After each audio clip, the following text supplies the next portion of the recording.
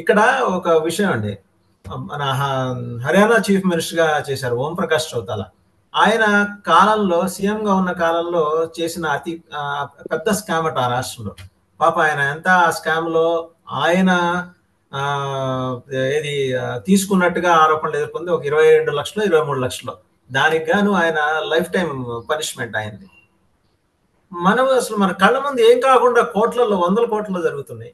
ఇవాళ కూడా ఇదేదో 35,00,000కి పేపర్ అమ్మేశారనే దాంతోటి నేను ఏకీభవించనండి. ఏదో ఇంటర్నేషనల్ గ్యాంగ్ కూడా ఏదో ఆపరేట్ చేస్తోంది. భారతీయ వైద్య వ్యవస్థని మొత్తం కునారిల్లేలా చేయడానికి అనే అనుమానాలు కూడా వ్యక్తం అవుతున్నాయి. మీరేమంటారు?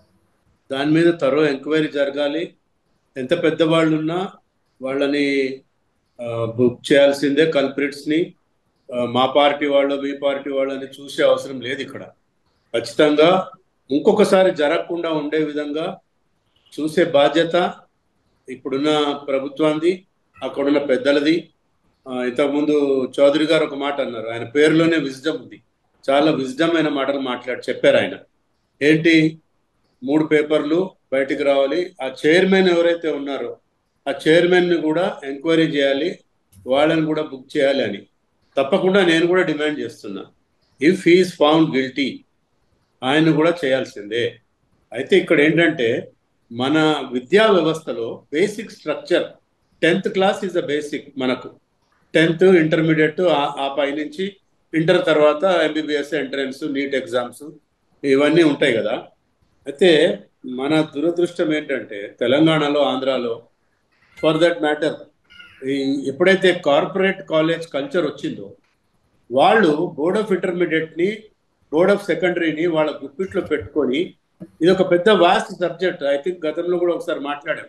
ఇది నిజంగా చర్చ జరగాల. ప్రతి సంవత్సరము 8 to 9 lakhs students 10th class pass అయ్యి ఇంటర్మీడియట్లోకి వస్తారండి. కేవలం తెలంగాణ గురించి చెప్తున్నాను నేను.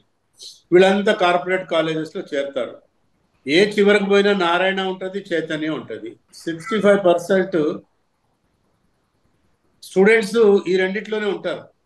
ఎందుకు ఎందుకు పేరెంట్స్ ప్రిఫర్ చేస్తున్నారో ఒకసారి మనం ఆలోచిస్తే, మా పిల్లలు కూడా చదివింటారు గతంలో. నా పిల్లలు లేరు కానీ గతంలో మా ఫ్రెండ్స్ పిల్లలు వాళ్ళంతా అడిగారు, ఏముందిరా నారాయణ చైతన్య అంటే, పేపర్ లీకేజ్ పట్టుకొస్తారు అంటే ఎగ్జామ్ రాయించేస్తారు వాళ్ళు.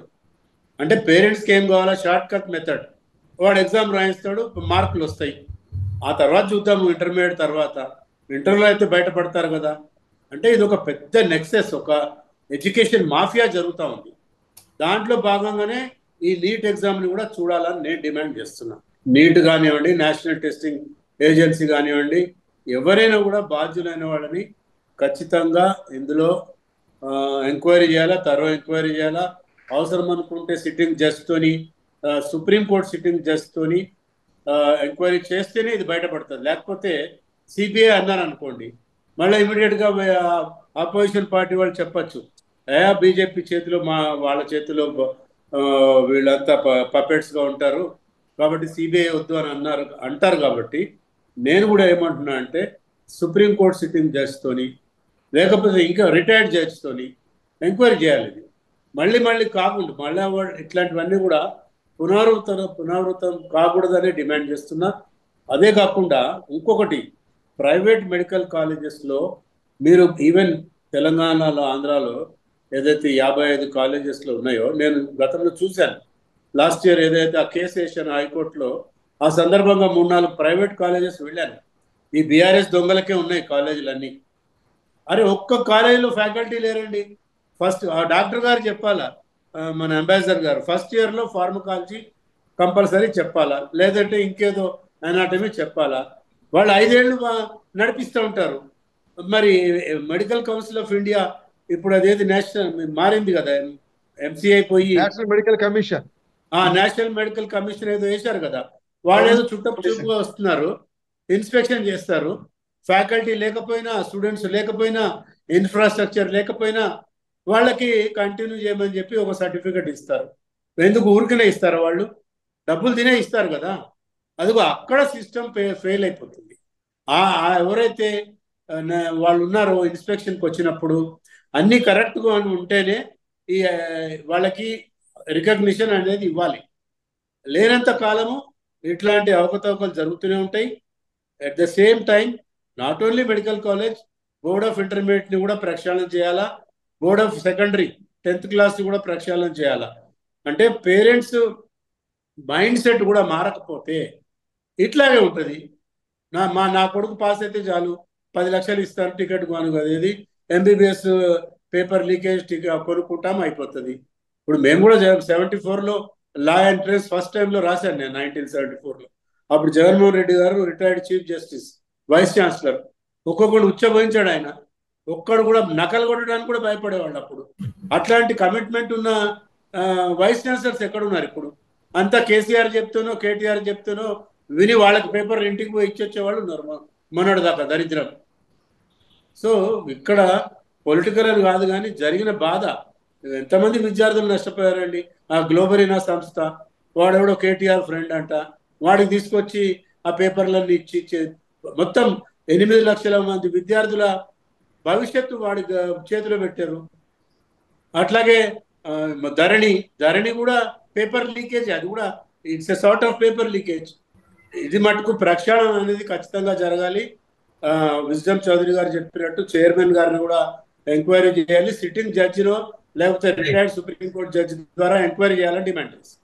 రూట్ కాజెస్ ఐడెంటిఫై చేసిన corrective actions, preventive actions, stop the recurrence అనేది చూడాలి. నా లెక్క ప్రకారం టాప్ 10 లేయర్స్ డెసిషన్ మేకింగ్ నుంచి టాప్ 10 లేయర్స్ ఎవరైతే ఈ పేపర్ సెట్టింగ్ చేశారో ప్రతి ఒక్క లేయర్ ని ఇన్వెస్టిగేషన్ చేయాలి. వాళ్ళ కాల్ రికార్డ్స్ కూడా వీళ్ళు చెక్ చేస్తే ఖచ్చితంగా దొరుకుతారు. ఎందుకంటే లీక్ చేయాలన్నా కూడా అథారిటీ ఉండాలి కదా లీక్ చేయడానికి.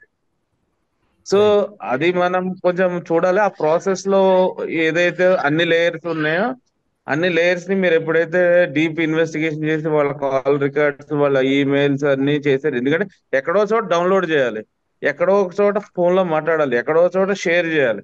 వీళ్ళ కాల్ రికార్డ్స్ చేస్తే మొత్తం ఈ వెనకాల ఉన్న మాస్టర్ మైండ్స్ అందరూ కూడా బయటకు వస్తారు. విజ్డమ్ చౌదరి గారు, ఇప్పుడు ఎంక్వైరీ అనేది స్టార్ట్ కావాల్సింది, నేను ఇంతకుముందు చెప్పా, టెక్నికల్ ఎడ్యుకేషన్ లో భిక్షు అని జాయింట్ డైరెక్టర్ కూతు టాప్ ర్యాంకర్ వస్తే ఇన్వెస్టిగేషన్ అక్కడి నుంచి స్టార్ట్ అయింది. అంటే ఈవేళ ఇన్వెస్టిగేషన్ అనేది ఎవరైతే ఈ 1500 మంది ఉన్నారో ఆ స్టూడెంట్స్ వాళ్ళ పేరెంట్స్ దగ్గర నుంచి మొదలు పెట్టాలి. వాళ్ళు బ్యాంక్ అకౌంట్స్ దగ్గర నుంచి, ఇప్పుడు మనకు ఆల్రెడీ ఆర్టిఫిషియల్ ఇంటెలిజెన్స్ బాగా ఉంది, ఈవేళ గూగుల్ టేక్అవుట్స్ ఇవన్నీ ఉన్నాయి కాబట్టి ఖచ్చితంగా కనుక కరెక్ట్ లైన్ లో ఎంక్వైరీ జరిగితే అందరూ బయటకు వస్తారు, ఏ ఒక్కరు ఎస్కేప్ కాలేరు. అక్కడి నుంచి మొదలైనప్పుడు ఆ లింక్లన్నీ మీడియేటర్స్ దగ్గర నుంచి లింక్లన్నీ వచ్చి, నేను ఖచ్చితంగా చెప్తా, ఏదైతే కమిటీ ఏ పేపర్ అనేది డిసైడ్ చేసిన కమిటీ మెంబర్స్ అందరూ ఇన్వాల్వ్ అయ్యారు. ఆ చైర్మన్ గా అంటే కమిటీ ఉంటుంది, యాక్చువల్గా ఏ పేపరు చేయాలనేది ఆ కమిటీ డిసైడ్ చేస్తుంది, చేసి 1 hour బిఫోర్ చెప్తారు. అటువంటిది ఆ పేపర్లు ఆ కమిటీ దగ్గర నుంచి తర్వాత సెట్ చేసిన 3 పేపర్లు కూడా లీక్ చేశారా ఇవన్నీ యాంగిల్లో ఇది ఎవరెవరి దగ్గర ప్రిజర్వ్ చేశారు. ఇదివరకు అంటే ప్రింటింగ్, ఇప్పుడు ప్రింటింగ్ లేదు, ఆన్లైన్. కాబట్టి ఈ వెబ్ కెమెరాస్ తోటి ఈ ఎక్కడెక్కడ ఎగ్జామినేషన్ చేశారో ఆ కెమెరాలన్నీ చెక్ చేస్తే కనుక ఖచ్చితంగా వస్తుంది. అది చేయకపోతే ఏమవుతుందంటే వ్యవస్థలు కుప్పకూలిపోతాయి. ఇప్పుడు ఇంతకు ముందు గుప్తా గారు ఎవరో చెప్పారు, ఇప్పుడు ఆంధ్రప్రదేశ్ లో వ్యవస్థలు కుప్పకూలిపోయి ఏ పరిస్థితి అరాజకం వచ్చింది అనేది. ఈవేళ మెడికల్లో కూడా ఆ పరిస్థితులు రాకుండా ఉండాలంటే ఈవేళ మోడీ గారు కానీ హోమ్ మినిస్టర్ కానీ దాని మీద కాన్సన్ట్రేట్ చేసి వీళ్ళ బీజేపీ ప్రభుత్వానికి చాలా మాయన మచ్చగా చరిత్రలో మిగిలిపోకుండా ఉండాలంటే కనుక వాళ్ళ మీద ఖచ్చితంగా చర్యలు తీసుకుని దాన్ని స్ట్రీమ్ లైన్ చేయకపోయినట్టయితే మాత్రం ఖచ్చితంగా నెక్స్ట్ ఇయర్కి నీట్ అనేది ఉండదు. ఏ రాష్ట్రంకి ఆ రాష్ట్రం ఏం చేస్తారంటే మాకు నీటి ఈ రకంగా జరిగేటప్పుడు ఈ నీటి మాకెందుకు అని చెప్పి అందరూ కూడా తిరగబడే పరిస్థితులు వచ్చినప్పుడు ఏదైతే మంచి ఉద్దేశంతో వచ్చిన అన్ని కూడా ఫెయిల్ అయ్యే పరిస్థితి ఉంది. అంతేకాకుండా ఇవాళ నేషనల్ మెడికల్ కమిషన్ కూడా ఇవాళ కూడా ఇండిపెండెంట్ గా రెగ్యులేట్ చేయకుండా గవర్నమెంట్ చేతిలో ఉంది. ఇవాళ దాన్ని కూడా రెగ్యులేట్ చేయాల్సిన అవసరం ఉంది.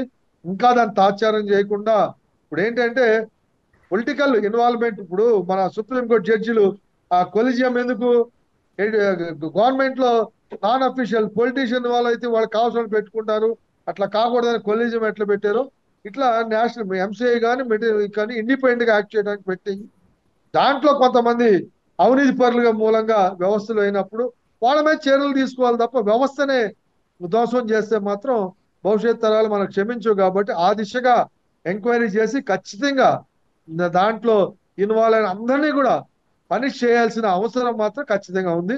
అది చేస్తే ప్రభుత్వానికి మంచి పేరు, రేపు ప్రభుత్వం కూడా చెప్పుకోవడానికి ఉంటుంది. లేకపోతే ఇంతకుముందు మన అంబాసిడర్ గారు చెప్పినట్టుగా ఎక్కడేం జరిగినా కానీ ఏది ఎవడు ఏ స్కామ్లో ఇన్వాల్వ్ అయినా కానీ గంగలా మునిగినట్టుగా బీజేపీలో జాయిన్ అవ్వగానే పునీతులు అయిపోతున్నారు అనే అపప్రద ఏదైతే వచ్చిందో అది పొలిటికల్ వరకు వదిలేసిన ఇది సామాన్య ప్రజల్లోకి వెళ్ళిపోతుంది. కాబట్టి చాలా పెద్ద ప్రమాదం. ఇప్పటికే నార్త్ బెల్ట్ లో ఇవాళ బీజేపీ ప్రభుత్వం రావడానికి నార్త్ బెల్ట్ లో ఎట్లా దెబ్బతిన్నారో మనం చూసాం. కాబట్టి మరి దాన్ని సరిదిద్దుకునే ప్రయత్నంలో అయినా కానీ ఏ రకంగా ఆలోచన చేసినా కానీ దిద్దుబాటు చర్యలకి ఇమ్మీడియట్ గా మరి శ్రీకారం చుట్టాలని చెప్పి నేను కోరుతా ఉన్నా.